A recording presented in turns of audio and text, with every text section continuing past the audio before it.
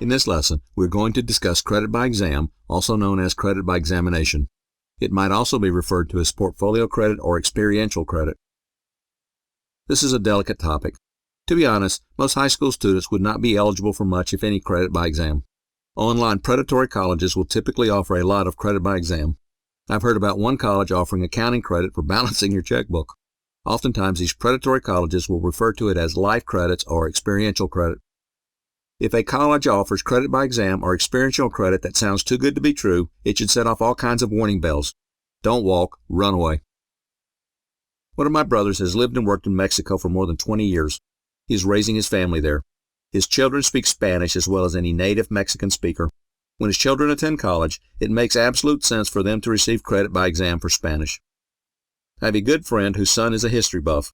He's read history books all his life. It would make sense for him to try and get credit by exam for 1 or 2 history courses. There are questions you should consider regarding credit by exam. They include: can you pass the exam? There's no point concerning yourself with the ins and outs of credit by exam if it's going to be difficult or impossible for you to pass the exam. If it's going to take too much studying, you might just be better off taking the course. After all, you don't want to take the time studying, pay for the exam, and then not score high enough to actually get the credit. Will your college accept the results? Not all colleges accept credit by exam, and some will accept some forms, but not others.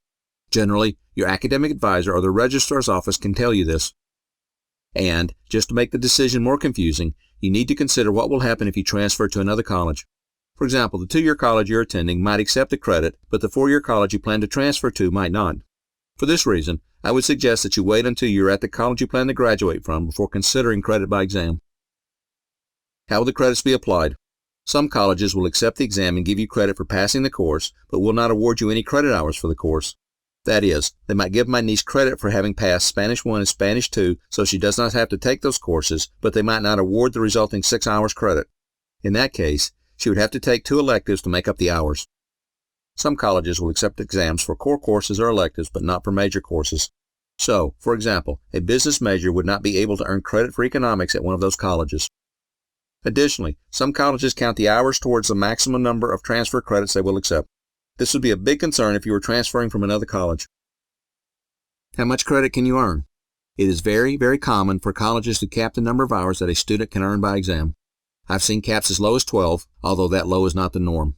To confound this, AP and dual enrollment courses might count towards the same cap. I have a separate lesson on AP and dual enrollment credit. What are your long-term plans? K-12 teaching, nursing, accounting, engineering, and other careers have professional licensing requirements. These can kick in once a student graduates or after working for a period of time. Many of these licenses require a certain number of credit hours. For example, while the requirements can vary by state, most states require 100 credit hours to take the CPA exam and 150 hours to be certified. Credits earned by examination might not count towards the hours requirements for some licenses. What are your long-term plans? It's one thing to take a Spanish exam because you spoke Spanish growing up. In this case, you're not trying to learn something for the exam, but rather demonstrating what you already know. This is absolutely the best use of credit by exam.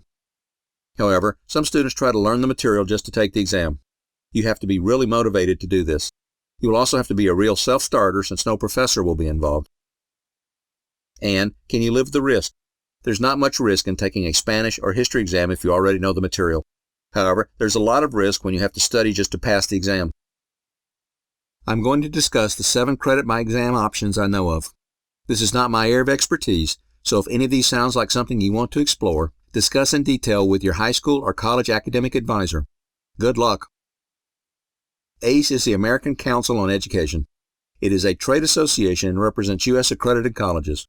They recommend college credit for approved forms of military and workplace training. About 1,800 colleges accept ACE credit. CLEP stands for College Level Examination Program. It is run by the College Board. They have 33 different tests covering many entry-level college courses. The exams take 90 minutes and cost under $100. CLEP credits are accepted in one form or the other by about 2,900 colleges. ACE and CLEP are the only 2 options I have direct knowledge of. At a prior college, I was trained as an ACE evaluator.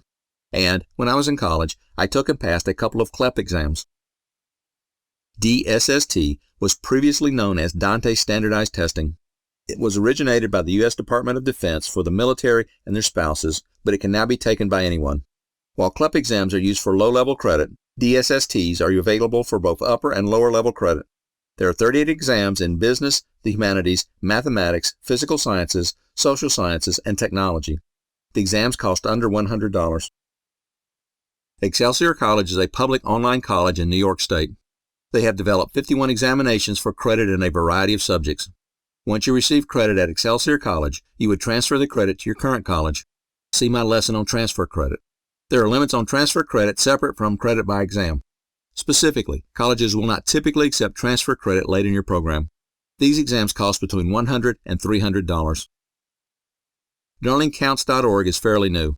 I had not heard of it until I started doing research for this lesson.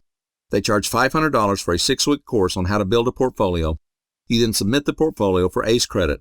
This is designed for adult learners and, I guess, do-it-yourself learners. UExcel tests are another offering from Excelsior College. They were formerly known as Regents College exams. Like LearningCourses.org, I had not heard of it until I started researching for this lesson. The tests allow you to earn undergraduate college credit in business, education, humanities, math, natural science, social science, technology, and other subjects. The exams cost less than $100. WGU is short for Western Governors University. WGU was founded by 19 Western states to use the Internet to offer college education to rural students across the region. They now accept students from all 50 states. You pay about $3,000 each 6 months for unlimited assessments. The bottom line is that credit by exam can be an excellent way to get credit for what you already know. It can also be a vehicle for studying on your own and getting credit for what you have learned. However, when used in this manner, you need to be very careful and make sure you will actually get credit you can use.